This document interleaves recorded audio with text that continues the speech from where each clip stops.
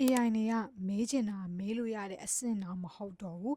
ကိုလောက်ရမယ့်အလုပ်တွေကိုကိုမလုပ်ဘဲနဲ့သူ့ကိုဒါတွေလုပ်ပေးပါဒီ file လေးတွေဖြည့်ပေးပါဆိုပြီးခိုင်းလို့ရတဲ့အဆင့်တော့ရောက်နေပါပြီဒီဟာဆိုလို့ရှိရင် Perplexity ဆိုတဲ့ AI ကထုတ်တဲ့ browser ဖြစ်တယ် browser ရဲ့နာမည်က Comet လို့ခေါ်တဲ့ AI agent ဆိုပြီးတော့မှတ်ထားလို့ရတယ်ကိုလုပ်ချင်တဲ့အရာတွေကိုလုပ်ပေးမဲ့လက်ထောက် AI ဆိုပြီးတော့မှတ်ထားလို့ရပါတယ်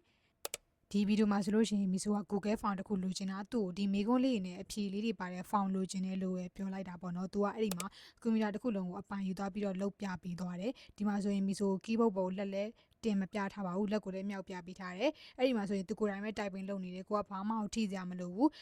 ဒီမှာထိုင်ကြည့်နေလဲရတယ်ကိုကအလုပ်မအားလို့တခြားအလုပ်သွားလုပ်နေတော့ရတယ်ပေါ့နော်သူ့ပါသူပြေဆုံးအောင် Form လေးတစ်ခုလုပ်ပေးမှဖြစ်တယ်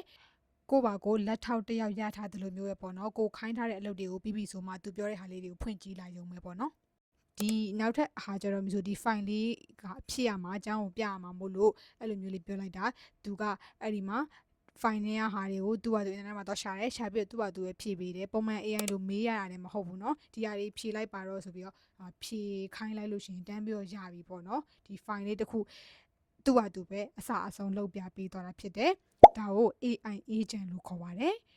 လက်ထောက် AI ပေါ့နော်ဒီမှာဆိုလို့ရှိရင် Comet ဆိုတဲ့ AI agent ကိုသုံးထားတာပါဒီမှာဆိုလို့ရှိရင်သူကဒီမှာ email ဆိုလို့ရှိရင်လည်းငါ့ email လေးကိုပြန်ပေးဘသူ့ကိုစာပြန်ပေးပါလို့ပြောလို့ရမယ်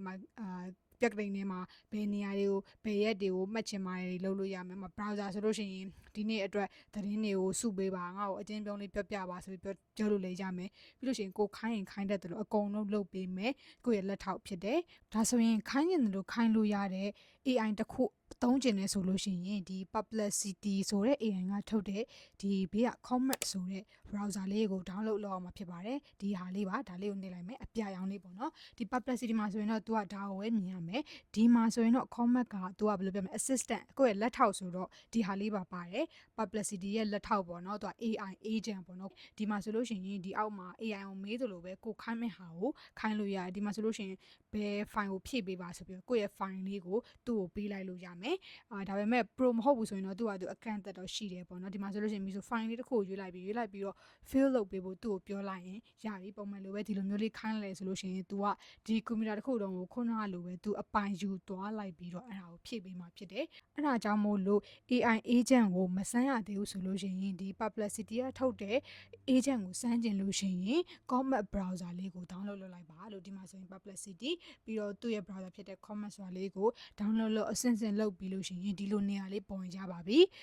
ကိုကအဲ့မှာကိုထည့်ခြင်းတဲ့ file လေးတွေကိုသူ့ကိုခိုင်းခြင်းတဲ့အရာတွေမှန်သမျှကိုဒီမှာထည့်ပြီးတော့ခိုင်းကြည့်လိုက်ပါတကယ်လို့သုံးရအဆင်မပြေတာရှိရင်ဆိုဒီ post ရအောင်မှာမေးလို့ရပါတယ်နောက်ထပ်ဒီလိုမျိုးနောက်ဆုံးပေါ် AI နဲ့ပတ်သက်တဲ့ knowledge sharing တွေ Miso page မှာအမြဲတင်ပေးပါမယ်နောက်ထပ်ဗီဒီယိုမှာပြန်တွေ့ပါမယ်ကျေးဇူးတင်ပါတယ်